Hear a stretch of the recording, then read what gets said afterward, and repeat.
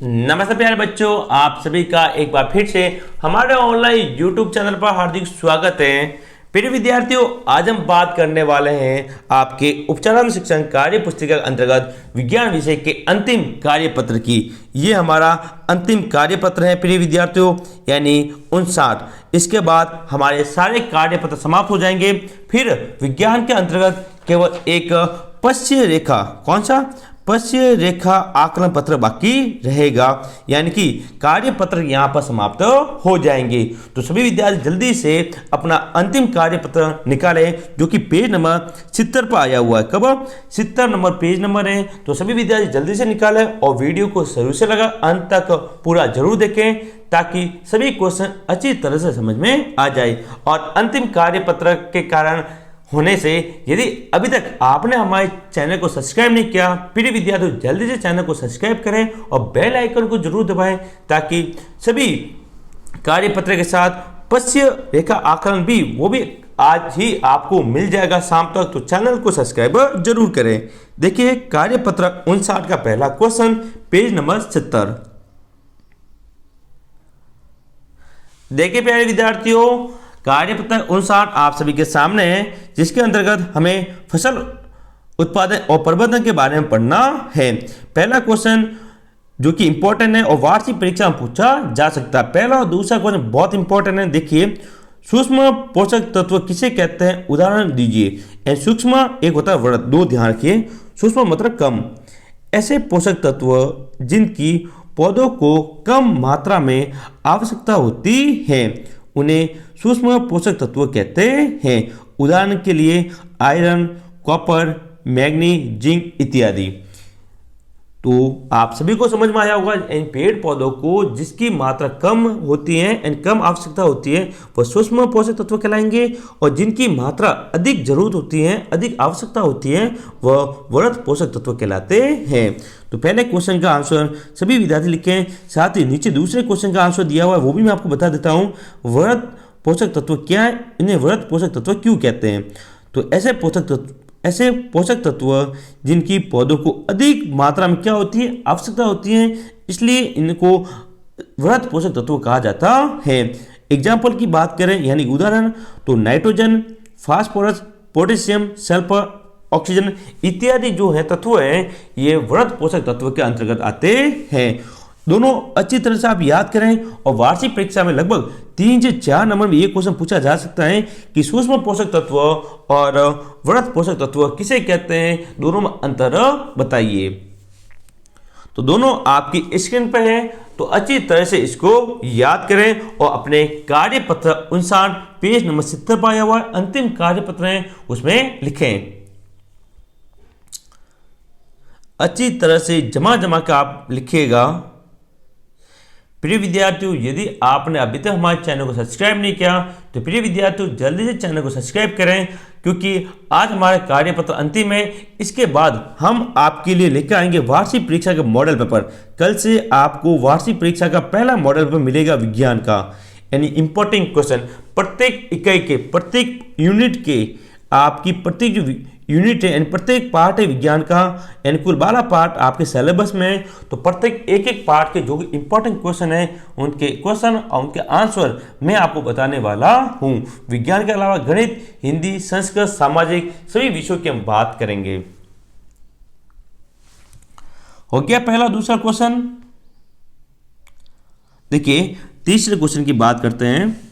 खाद के कोई 2 उपयोग लिखिए। तो विद्यार्थी, खाद के बहुत सारे उपयोग है। महत्वपूर्ण जो उपयोग वो पहला है, मिट्टी की उपजाऊ क्षमता तथा जल अवशोषण की क्षमता में वृद्धि होती है। यानी किसके, खाद के उपयोग से जो मिट्टी होगी उसकी उपजाऊ क्षमता में वृद्धि होगी, साथ ही उसके जल धारण, जल को अवशोषण करने की क्षमता में वृद्धि होती है। दूसरा उपयोग है, खाद के उपयोग से मिट्टी को पोषक तत्वों की क्या होती है, पूर्ति हो जाती है। यानी जब खाद मिलाते हैं तो मिट्टी के अंदर जो पोषक तत्वों की कमी होती है वह दूर हो जाती है। तो दोनों उपयोग मैंने आपके सामने बता दिए, आप दोनों को अच्छी तरह से लिखें।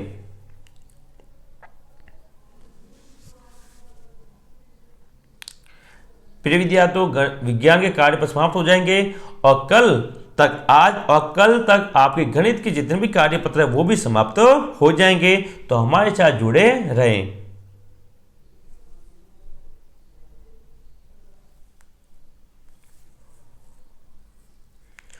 पहला, दूसरा, तीसरा क्वेश्चन के आंसर मैंने आपको बता दिए, आप लिखें। अब बात करते हैं अपने इंपॉर्टेंट क्वेश्चन 4 की। वर्मी कंपोस्ट बनाने की प्रक्रिया बताइए। या फिर ऐसा सवाल आ सकता है, वर्मी कंपोस्ट किसे कहते हैं? तो उत्तर देखिए, कृषि तथा जंतुओं के अपशिष्ट, विद्यार्थी क्या, जंतुओं के अपशिष्ट जैसे कि गोबर है, ठीक है, मल मूत्र वगैरह अपशिष्ट, सब्जी के छिलके, पेड़ पौधों की पत्तियां आदि को गड्ढों में विकलित करते हैं। उसके बाद क्या होता है, एक केचुआ होता है। क्या होता है केचुआ? तो देखिए, विकलित करते हैं। केचुआ आदि कीटों के द्वारा वनस्पतियों एवं भोजन के कचरे आदि को विघटित करके वर्मी कंपोस्ट में बदल देता है। यह एक जैविक खाद है। इसमें कार्बनिक पदार्थ अधिक मात्रा में होता है। ओके, यह एक जैविक खाद है, ये भी आप याद रखिएगा। और इसमें जो मुख्य भूमिका निभाता है वो है केचुआ। क्या मिलते जो केचुआ होता है, ये जो क्या होता है, जो जंतु के अपशिष्ट पदार्थ होते हैं, सब्जियों के छिलके होते हैं, इनको एक खाद में, जैविक खाद में बदल देता है, इसलिए इसे वर्मी कंपोस्ट कहा जाता है। तो इसका आंसर आप अच्छी तरह से लिखें और ये पूरा यहाँ तक है। ओके, जल्दी से उतारें। क्वेश्चन नंबर 4 का आंसर सभी विद्यार्थी जल्दी से उतारें।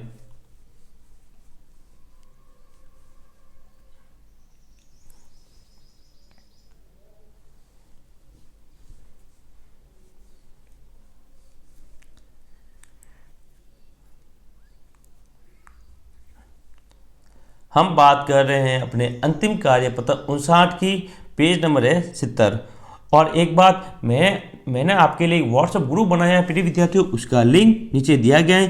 तो सभी विद्यार्थी वीडियो खत्म होने के बाद हमारे व्हाट्सएप ग्रुप को जरूर ज्वाइन करें, जहाँ पर आपको प्रत्येक जो मॉडल पेपर करवाएंगे हम, उसकी पीडीएफ मिलेगी और प्रत्येक कार्यपत्र की पीडीएफ भी आपको वहाँ पर मिल जाएगी। और यदि आपको कोई डाउट हो, मेरे से बात करनी हो, तो आप मुझे व्हाट्सएप पर मैसेज कर सकते हैं। नेक्स्ट आगे देखिए 5वां क्वेश्चन। उम्मीद करता हूं कि 4 नंबर क्वेश्चन आपने लिख दिया होगा। 5वां क्वेश्चन देखिए, केचुए को किसान मित्र क्यों कहते हैं? उत्तर देखिए, क्योंकि केचुए पौधों एवं जंतुओं के अपशिष्ट का शीघ्र निस्त्रीकरण कर उन्हें वर्मी कंपोस्ट में बदल देता है, इसलिए केचुए को किसान का मित्र कहा जाता है। क्योंकि जब केचुए क्या करेंगे, इस जो पेड़ पौधे और जंतु के अपशिष्ट होंगे उन्हें वर्मी कंपोस्ट में बदलेंगे, यानी कि एक जैविक खाद क्या बनेगी विद्यार्थियों, जैविक खाद तैयार होगी। और किसान इस खाद का प्रयोग खेतों में करेगा। कहाँ पर करेगा? खेतों में इसका प्रयोग करता है, इसलिए केचुए को किसान का मित्र कहा गया है। क्वेश्चन नंबर 5 का उत्तर आपके सामने, यहाँ तक आप इसको लिखें। इसके अलावा 6 नंबर क्वेश्चन दिया गया, वो भी मैं आपको बता देता हूँ। कार्बनिक खेती से प्राप्त उत्पाद अधिक लोकप्रिय क्यों हैं? तो उत्तर देखिए, कार्बनिक खेती में रासायनिक उर्वरक, पीड़कनाशी का उपयोग नहीं किया जाता, इसलिए ये क्या है, लोकप्रिय होती है। और कार्बनिक खेती के अंदर जैविक खाद का प्रयोग किया जाता है। किसका प्रयोग किया जाता है? जैविक खाद होती है। क्या होती है? जैविक खाद होती है, जो कि मिट्टी के उपजाऊ क्षमता में क्या करती है, वृद्धि करती है। और उसके पानी को धारण करने की, जल को धारण करने की क्षमता में भी ये जैविक खाद बहुत उपयोगी है, इसलिए जैविक यानी कार्बनिक खेती में इसका अधिक उपयोग किया जाता है। क्वेश्चन नंबर 5 और 6 का उत्तर आप सभी विद्यार्थी अच्छी तरह से लिखें। आपकी स्क्रीन पर 4 नंबर, 5 नंबर, 6 नंबर तीनों क्वेश्चन का आंसर है। किसी विद्यार्थी के बाकी रह गया तो तीनों क्वेश्चन का आंसर धीरे धीरे और आराम से अपने कार्यपत्र 59 में लिखें। फिर हम बात करेंगे अपने अंतिम कार्यपत्र के अंतिम क्वेश्चन नंबर 7 की। हो गया? देखिए अंतिम क्वेश्चन अपना, खाद संग्रहण में जैव कीटनाशकों के उदाहरण लिखिए। तो कौन कौन से हैं? उत्तर देखिए, खाद संग्रहण में जैव कीटनाशक, एक तो नीम की पत्तियां। कौन विद्यार्थियों? नीम की पत्तियां वो हल्दी का प्रयोग करते हैं। मुख्य रूप से नीम के पत्तियों का प्रयोग करते। किसका करते हैं? नीम की पत्तियों का प्रयोग अधिक रूप से किया जाता है। तो ये था अपना आज का कार्यपत्र अनुसार, जो कि हमारा अंतिम कार्यपत्र था, उसका अंतिम क्वेश्चन। उम्मीद करता हूं कि आप सभी को सारे वीडियो जितना हमने कार्यपत्र करवाए आपको विज्ञान के अच्छी तरह से समझ में आया होगा। यदि किसी सवाल में कोई गलती हो गई हो तो उसमें वो भूल हो गई होगी, तो मैंने बाकी वाले वीडियो में इसको सही करवा दिया है, और आप भी इसको ठीक कर लें और मुझे कमेंट बॉक्स में कमेंट करके जरूर बताएं कि सर यहाँ पे गलती हुई है। कभी कभी जल्दबाजी में जल्दी में कुछ गड़बड़ हो जाती है, ठीक है, तो ध्यान रखिएगा। तो ये था अपना अंतिम कार्यपत्र। अब आपका एक पश्चिम रेखा आकलन पत्र बाकी है, वो भी आपको आज थोड़ी देर बाद मिल जाएगा। वीडियो अच्छा लगे वीडियो को लाइक करें, शेयर करें, और चैनल को सब्सक्राइब नहीं किया तो प्रिय विद्यार्थियों, चैनल आपका अपना है, तो जल्दी से चैनल को सब्सक्राइब करें और बेल आइकन को जरूर दबाएं। व्हाट्सएप ग्रुप का लिंक नीचे दिया गया है, सभी विद्यार्थी व्हाट्सएप ग्रुप को जरूर ज्वाइन करें। मिलेंगे हम पश्चिम रेखा आकलन के अंतर्गत, तब तक के लिए जय हिंद, जय भारत।